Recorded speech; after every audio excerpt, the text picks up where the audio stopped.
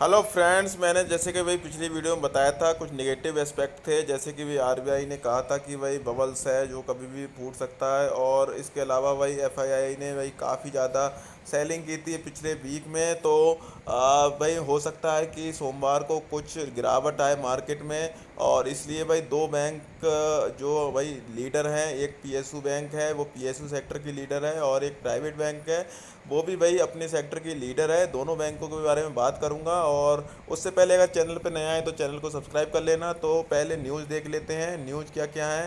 तो न्यूज़ पहली है भाई, एसबीआई बैंक में SBI cash withdrawal with cheque and form rule for self and third party change हो गए हैं, ये पहली न्यूज़ है। उसके बाद न्यू लोन प्रोडक्ट लॉन्च किए हैं एसबीआई ने, तो भाई ये पॉजिटिव खबर है।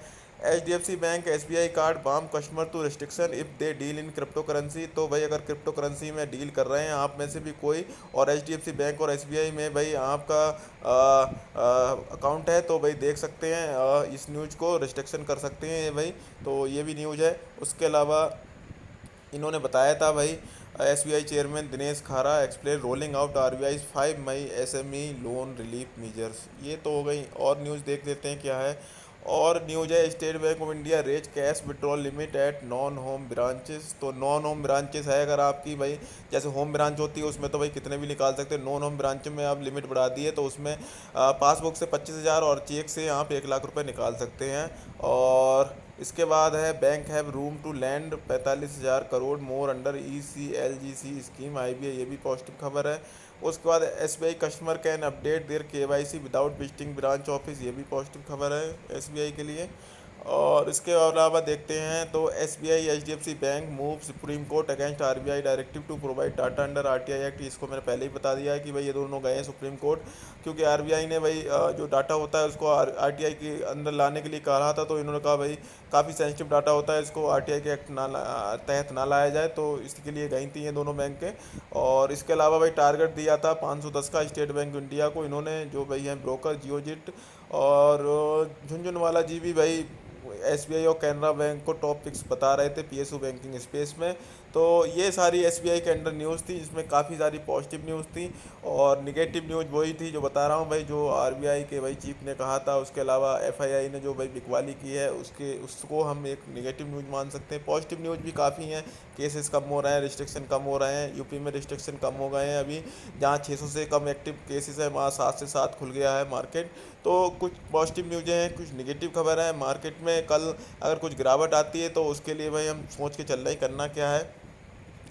अब बात कर लेते हैं H D F C bank में क्या न्यूज आ रखी थी, तो वो भी देख लेते हैं। तो रिजर्व बैंक ने भाई इम्पोज किया था 10 करोड़ का पेनल्टी। और क्यों किया था भाई, कार लोन का कोई केस था उसकी वजह से इन्होंने किया था। तो ये भाई एक H D F C bank में न्यूज़ थी।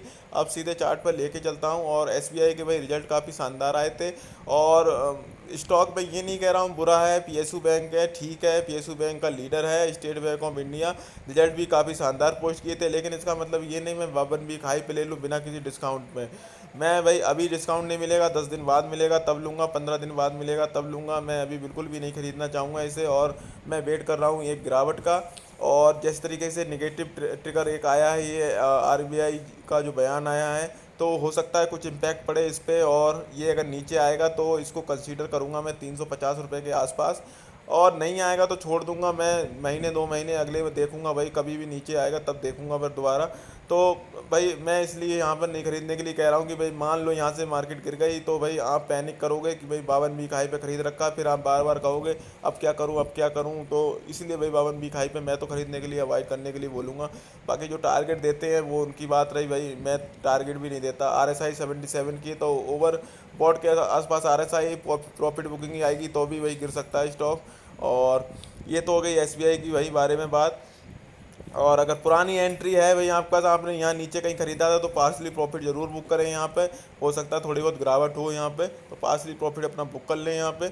और एच डी एफ सी की बात कर लूँ तो एच डी एफ सी भाई मुझे काफ़ी पसंद है। और बैंकिंग सेक्टर का भाई एक तरीके से लीडर है। इसे हमने लपका था पिछली बार 1380 के आसपास में, और गया भी था। उसके बाद से भाई इसे भाग गया। अब दोबारा फिर अगर लपकना है तो भाई इस लेवल पे पहला छोटी मोटी क्वांटिटी लपक सकते हैं जो 1430 का आएगा। और दोबारा 1400 के आसपास मिलता है तो थोड़ा और माल खरीदना है, तो ये दो लेवल पे नज़र बना के रख सकते हैं। अगर किसी गिरावट में आता है RSI इसकी भाई 59 की, तो ये इतनी ज़्यादा स्ट्रांग भी नहीं है, वीक भी नहीं है, एवरेज RSI है, यहाँ भी बाई सिग्नल बना है। तो एक ये भाई निगेटिव नजर क्यों खबरें इसमें भी हैं, और एक मार्केट में भी निगेटिव सेंटीमेंट है, तो थोड़ा सा भाई अगर ये गिर जाए यहाँ तक आ जाए तो लपक सकते हैं। अच्छी बैंक है दोनों, और कोई दिक्कत वाली बात नहीं, पर डिस्काउंट जब तक नहीं मिलेगा भाई तब तक तो मैं नहीं जाने वाला। और अगर डिस्काउंट अगर HDFC बैंक में पहले डिस्काउंट मिल जाता तो मैं इसे खरीद लूँगा, और SBI में डिस्काउंट अभी मुझे लग रहा है कि टाइम लगेगा, तो मैं प्रेफर करूँगा HDFC बैंक को अगर इसमें पहले डिस्काउंट मिल जाता है। और SBI में जब डिस्काउंट आएगा तब उसकी बात करेंगे, बाकी अभी के लिए अवॉइड करूँगा मैं उसे। बाकी वीडियो को लाइक कर देना, चैनल को सब्सक्राइब कर देना। जय हिंद दोस्तों।